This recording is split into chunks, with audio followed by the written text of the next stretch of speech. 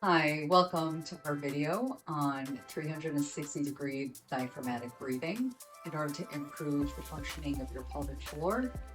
The idea is to synergize the pelvic floor movement with your breath as well as your core. Let's imagine the intra-abdominal pressure system of your core. At the top sits the diaphragm, a powerful breathing muscle that acts like a flexible lid. At the bottom, your pelvic floor, which is a hammock of muscles supporting your organs.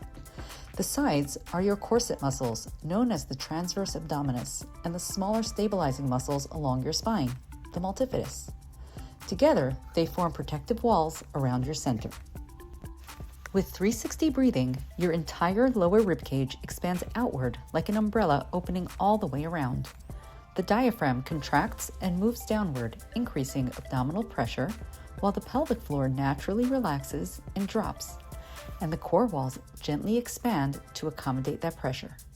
When you exhale, the pelvic floor and core walls naturally contract while the diaphragm relaxes and returns upward. Dysfunctions can occur when the pelvic floor is weak, tight, or out of sync. If core muscles are braced improperly during the inhale, too much pressure pushes on the pelvic floor. Coordination is key. You want your pelvic floor to move in harmony with your diaphragm, while your core walls support that expansion in a synergistic relationship. Often, pregnancy and postpartum changes, stress, chest or belly breathing, poor posture, and overbracing the abdominals can disrupt the synergy. Practicing deliberate 360 diaphragmatic breathing can help reset your intra-abdominal pressure system and, in turn, help heal your pelvic floor and abdominal ligaments, support good posture, and stimulate your vagus nerve, sending calming signals to your brain.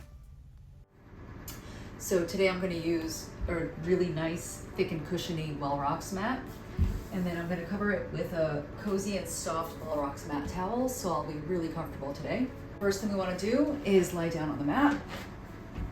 Ideally, if you have a wall or a door, you've got your feet up 90 degrees in order to stack the pelvis with the ribs for ideal airflow. If your feet are flat on the floor, that's okay as well. So I've got my feet up 90 degrees, and I'm gonna completely relax my body. Check in especially with your jaw, your shoulders, your glutes, make sure all of that is soft. I've got my hand on my belly and the other one on my side or back to make sure that I'm feeling the air filling up all the way around my midsection. So my shoulders don't move, my chest only a little bit, because really all the action, all the breathing is happening around here. I'm gonna first give a nice inhale through my nose for about 3 to 5 seconds. You're gonna feel your pelvic floor soften naturally and your low back melt into the floor. Now you're gonna gently exhale with a little soft hiss as your pelvic floor just moves up naturally like an elevator, and everything else returns back to its original position. So let's try this together.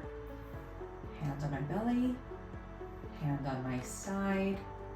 I'm relaxed, and I'm gonna breathe in. Ribs widen like bucket handles.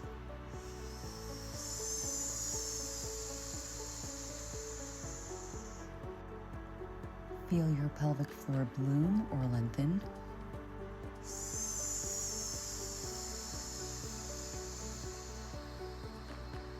Inhale through your nose and soft exhale through your mouth.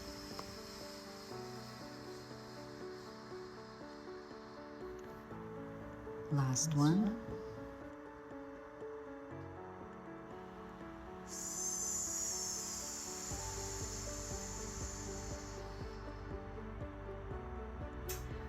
So once you feel really comfortable with this, you can start layering in transverse abdominis or corset muscle bracing, where you first tighten the pelvic floor, this time purposefully, right before you brace on that exhale. We have another video that goes into more detail on bracing. You can check that out.